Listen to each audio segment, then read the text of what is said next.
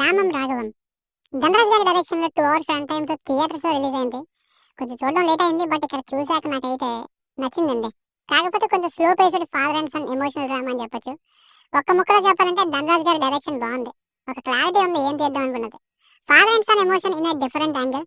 Interval twist and second half last 30 minutes రిఫ్రెషింగ్‌గా ఉంటూ emotional అయ్యేలా చేసింది. ఓవరాల్‌గా నాకైతే ఒకసారి చూడడానికి బాగానే ఉందనిపించిందండి. థియేటర్‌లో కంటే ఓటీటీకి పర్ఫెక్ట్‌గా ఉంటుంది ఫిల్మ్. రీసెంట్ గా మా నాన్న సూపర్ హీరో అని సుధీర్ బాబు గారిది ఒక సినిమా వచ్చింది. అది కూడా ఫాదర్ అండ్ సన్ రిలేషన్ చుట్టూ తిరిగేది కదా. మరి అది ఎందుకు ఫ్లాప్ చేశారో తెలియదు, కానీ కంటెంట్ మాత్రం కొత్తది. ఈ రామం రాఘవం కూడా సెకండ్ హాఫ్ లో కొత్త రైటింగ్స్ ఉన్నాయి. ఎంకరేజ్ చేయాలి ఇలాంటి మూవీస్ ని. ఇక ఫ్యామిలీతో చూడొచ్చు అంటే చూడొచ్చు, అడల్ట్ కంటెంట్ ఏం లేదు.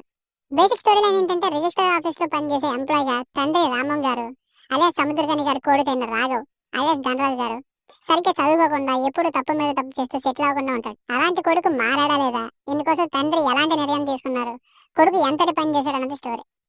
ప్లస్ పాయింట్స్ నాకు అనిపించిన పెద్ద ప్లస్ ఏంటంటే సెకండ్ హాఫ్ లోని రైటింగ్స్ అండ్ చివరి 20 మినిట్స్ లోని రిఫ్రెషింగ్ ఎమోషనల్ టచ్. ఒకప్పుడు లవ్ స్టోరీస్ లో చూసేవాడిని ఈ కైండ్ ఆఫ్ క్లైమాక్స్ ని. ఇప్పుడు ఇక్కడ ఈ విధంగా ఫినిష్ చేయడం బాగుంది, ఎమోషనల్ గా అండ్ సాటిస్ఫైయింగ్ గా. డైరెక్టర్ కమ్ ధనరాజ్ గారు మూవీ బిగినింగ్ నుండి కూడా స్లో అయిందా లేదా అన్నది పక్కన పెడితే ఒక మంచి ఫ్లో అయితే మెయింటైన్ చేశారు.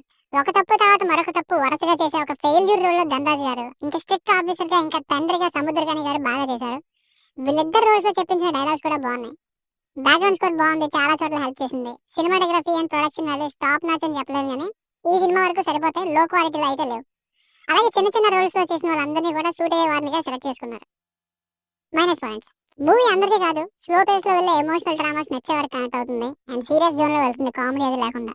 ఇక ఫస్ట్ హాఫ్ లో స్టార్టింగ్ ఆ చిన్నప్పటి టైం పీరియడ్ లో గ్రో అవుతున్న స్టేజెస్ ఏవైతే ఉన్నాయో చాలా రష్గా అనిపించాయి. అంటే ఒక సీన్ హీరో చిన్నప్పుడు పడగానే వెంటనే పెద్దయ్యాక సీన్ వచ్చేయడం, ఈ మధ్యలో పెద్దగా ఏం డెవలప్మెంట్ లేకపోవడం ఎక్కడో డిస్సాటిస్ఫాక్షన్ గా ఉంటుంది రష్డ్ గా.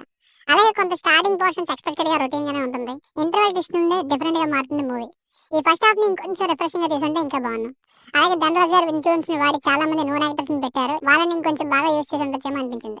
సో ఇది రామ రాఘవం సినిమా. థియేటర్స్ లో పెద్ద ఆడకపోవచ్చేమో కానీ సినిమా మాత్రం చాలా మంచి సినిమా. థియేటర్లో మిస్ అయినా కానీ ఓటీటీలో చూస్తే మాత్రం మంచి ఫిల్మ్ చూసామనే సాటిస్ఫాక్షన్ అయితే సినిమా ఎండ్ అయ్యేసరికి వస్తుంది. ఇట్లా డీసెంట్ ఎమోషనల్ డ్రామా. దీనికి రేటింగ్ వచ్చేసి ఇది నా ఒపీనియన్ 3/5. మీకు అన్న వర్క్ నచ్చినట్లయితే మరిన్ని రివ్యూస్ కోసం మన ఛానల్ని సబ్స్క్రైబ్ చేసుకోండి. Thank you.